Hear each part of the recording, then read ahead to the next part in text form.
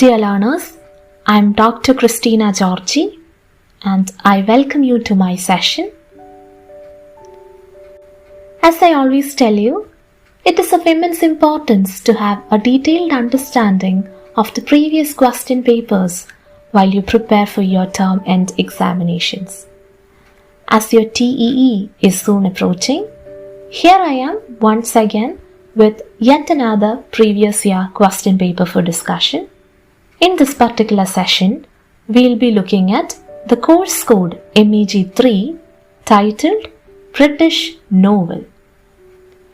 As you can see, this is a 3-hour paper just like any other course code within the MEG program, and the maximum marks 100. Please note the instructions given there. Answer any 5 questions. All questions carry equal marks. See, as I always tell you, please be aware of the fact that there could be changes in question pattern. Even if you discuss this for the time being, please make sure that every one of you spends a few seconds in reading and comprehending the instructions given in the question paper clearly. I assure you that you will get enough and more time to complete your paper. You do have 3 long hours and it's just about 5 long essays. You just have to study 9 blocks as part of MEG-03 and you will probably be getting 9 long essays, 20 marks each, out of which you will have to choose 5, any 5. 5 into 20 gives you 100. So dear learners, when you attempt a 20-mark essay, please make sure that you write with a balance of both content and length. A common doubt that many of my students address is regarding the length of the answer. Dear learners, remember you will be provided with an answer booklet and there will not be any additional sheets provided. So you will have to plan your answers effectively. For a 20-mark question, if you write for around 5 pages, 5 into 5 would be 25 pages, you would still have an extra page. Nevertheless, let me make this very clear, it's not about the length, it's the content that matters. With proper planning and preparation, you'll be able to find the right balance between content and length. Ideally, a 20 marks literature essay should consist of an introduction followed by 2 to 3 body paragraphs and the proper conclusion. Remember, it all depends on the question. Let's have a look at the first question in this particular question paper. Comment on Fielding's style of narration with reference to Tom Jones. Dear learners, this is a clear case of block 1 where we study in detail the novel Tom Jones written by Henry Fielding. You can start answering with a very brief description on the British novel and a specific mention of Henry Fielding being a notable novelist of the era. You can write a brief paragraph on Henry Fielding and maybe a brief summary of the novel too. Thereafter, moving on to the body paragraphs, you can mention his style of narration, including his direct address to the reader and his explicit commentary on characters and events. Explain how the narrator has access to the thoughts and motivations of multiple characters. You can analyze how Fielding uses his narration to instruct the reader on morality, virtue, and follies of human nature. You may comment on the humorous and satirical tone of the narration. All these aspects are part of block 1. And make sure that you conclude appropriately. Remember, all these aspects are mentioned in block 1 of your official study material. Now let's look at the second question. Discuss Jane Austen's treatment of the theme of love and marriage in Pride and Prejudice. It's a clear question from block 2, Pride and Prejudice by Jane Austen. So here also you should remember the basic format of a proper introduction followed by 2 to 3 body paragraphs and a proper conclusion. Remember, this is not a rule I'm just trying to help you out with the format. You can start writing about Jane Austen, thereafter mentioning this work, Pride and Prejudice, which is often considered as if a classic in English literature. Moving on to the body paragraphs, right after maybe a brief mention of the summary, you can bring in the concept of marriage as a social and economic institution, as mentioned in the study material. You may explore how Austen portrays marriage and love as a basis for marriage. You may discuss the various barriers faced by the characters, including social prejudice, misunderstandings, pride, expectations, and also the different forms of love and marriage. Block 2 of our study material specifically mentions this theme of love and marriage in Pride and Prejudice.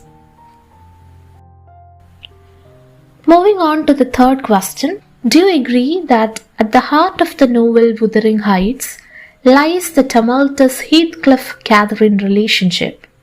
Comment on the significance of this relationship in the novel's plot.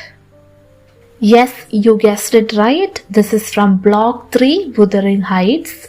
It's a British novel written by Emily Bronte, one of the Bronte sisters.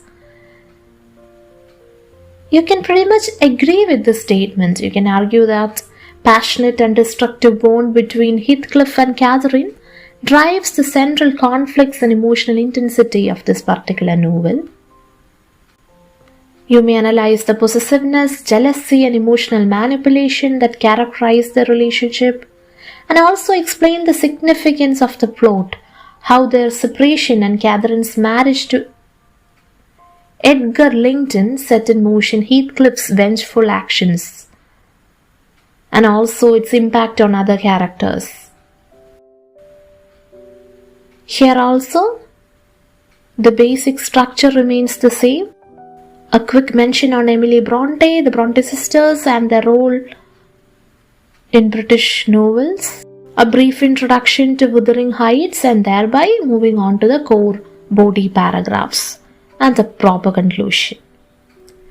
Moving on to the fourth question. Many critics have expressed their view that, deep down, Great Expectations, like many of Dickens' novels, is a fairy tale. Do you agree with this view?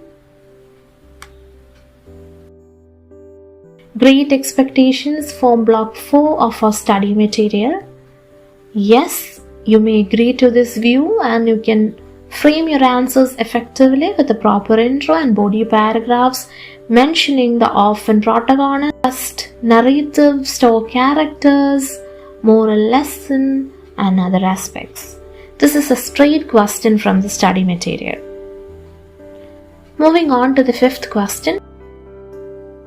How does George Eliot engage with the woman question in Middlemarch? This is question 5, which is basically from Block 5. I've told you George Eliot is the pen name of Mary Ann Vance. You can mention all those details in your introduction, give a brief background to Middlemarch, and straight away move on to the body paragraphs, where you can mention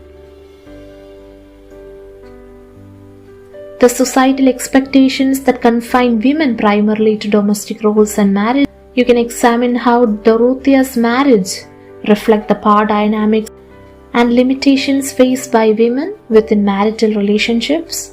You may also comment on the experiences of other women in the novel, and you can discuss how Eliot's narration often provides insightful commentary on the social and intellectual restrictions placed upon women. So all these would frame your answer. Moving on to yet another important question, which is question 6 of your question paper. Examine the symbolic significance of the title, Heart of Darkness. Dear learners, this is a type of question which you can expect with any of these 9 novels. Significance of the title. Here, the question deals with the symbolic significance. Heart of Darkness forms Block 6 of your study material. When you discuss the symbolic significance, you can bring up the geographical heart denoting the literal journey up the Congo River into the interior of Africa, and the psychological heart, which is the descent into the depths of human nature, the civilizational heart, the critique of European colonialism and the darkness at the core of supposedly civilized endeavors, the moral heart, the exploration of moral ambiguity, and also the darkness within. You can also reflect upon how this title deals with the internal struggles and moral compromises of the narrator, Marlowe, as well. Moving on to the next question, examine how E.M. Forster engages with issues of class in A Passage to India. Dear learners, don't pre-assume that question 7 will be from block 7. Here you can see this is a question from block 8. Block 7 deals with the portrait of an artist as a young man. So this is from block 8. Nevertheless, a straight question. You can have an introduction and the body paragraphs would consist of the Anglo-Indian community mentioned in the novel and the barriers to connection, individual attempts to bridge the divide and all those things.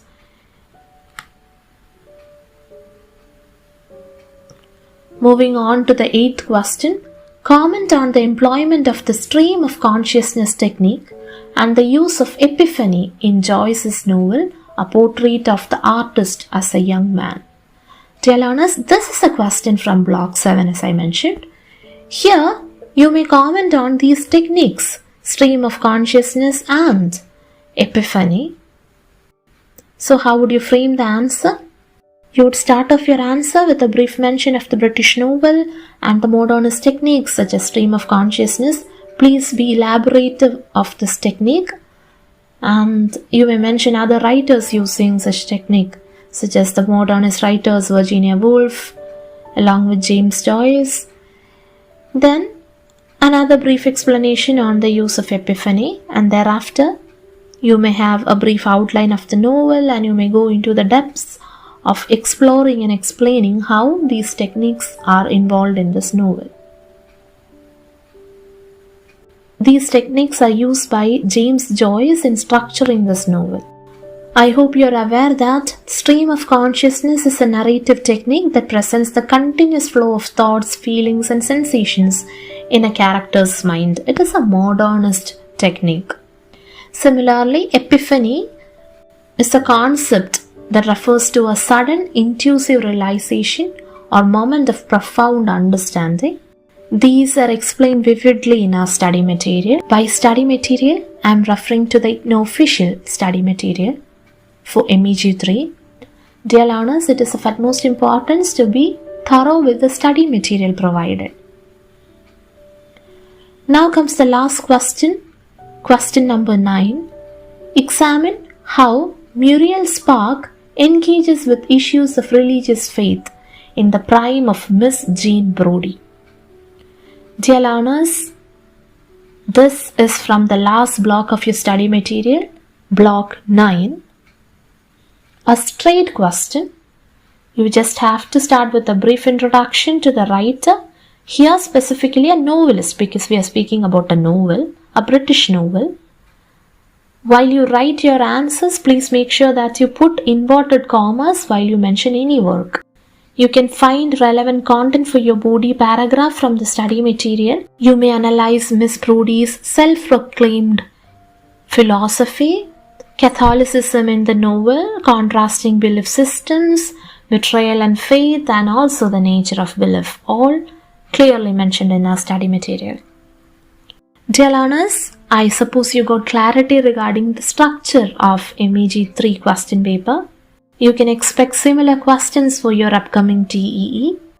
With a bit of hard work combined by smart work, you will be able to achieve success for your TEE. Better late than never, you still have time. Prepare effectively. Good luck. Dear learners, thank you for joining me today. We'll meet again soon. Till then, take care and thank you for watching.